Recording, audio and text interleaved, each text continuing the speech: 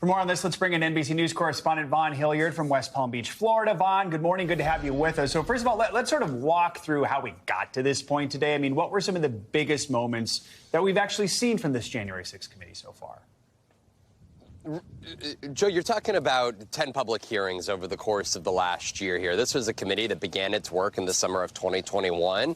And the question was, how would they be able to lay out for the American public the details and evidence that all of us bear witness to with our own eyes on January 6th itself? And over the course of those 10 public hearings, they did just that, outlining how Trump allies were talking before Election Day of 2020 about how Donald Trump would declare victory on election night before the results even came in. And then you saw the committee outline evidence in which Donald Trump, despite the numbers and despite the evidence that was presented to him himself, continued to foment the election conspiracy theories. He then, over the course of those weeks before January 6th, him and allies put pressure on local elections officials as well as state government officials to overturn their state's election results. And then the committee outlined in one particular hearing how he pressured, they allege, former Vice President Mike Pence to not certify the election on January 6th of 2021.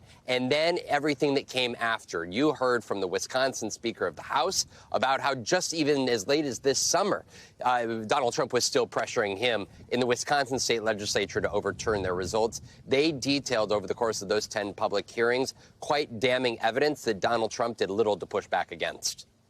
And Vaughn, as we know, a lot of Trump's allies have stuck by the former president throughout these hearings. What are we hearing from them leading up to the referral announcement? We're hearing a lot of silence here at this point. The Republicans, allies of Donald Trump, chose not to sit on this January 6th Select Committee, and that's why you saw the likes of Liz Cheney and Adam Kinzinger, the two Republicans who willfully joined this committee, much to the chagrin of Donald Trump. But among allies, Kevin McCarthy being one of them, the potential House Speaker in this next legislative session, he actually wrote a letter 2 weeks ago to this January 6th committee telling them that they need to hold on to all evidence because the Republican-led House, under his potential leadership, intends to investigate the January 6th Select Committee's investigation. They have called this a political ploy to take down the former Republican president. Of course, again, Donald Trump declined the opportunities and the subpoena presented by this committee to share his side of the story and testify under oath. And again, largely Republicans have done little to defend Donald Trump on the specific merits, instead suggesting that this was a moment in time and that the country should move forward instead of looking so heavily back on the past. And Vaughn, real quickly, a question a lot of people keep asking is looking ahead to 2024. I mean, what does this all mean for Trump's presidential bid, which he already announced, especially if the Justice Department does charge him? Right. When you're looking at these three potential criminal referrals, there is one in which it has to do with the criminal statute regarding the incitement of an insurrection. And I just want to read you in part. That part here says, as I'm actually pulling up my notes, don't have it in front of me. Apologies, guys. Actually, I do have it here. The quote from the federal statute says, whoever incites, sets foot, assists, or engages in any rebellion and insurrection against the authority of the U.S.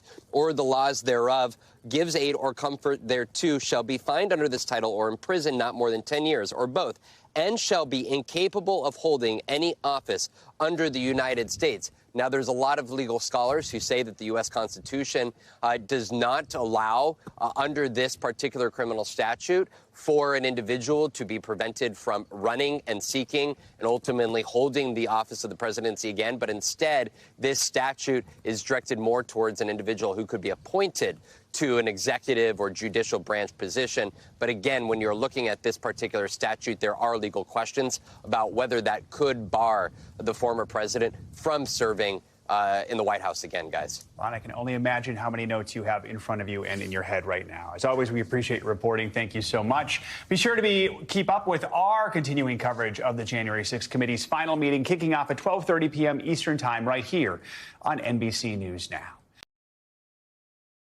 Thanks for watching our YouTube channel. Follow today's top stories and breaking news by downloading the NBC News app.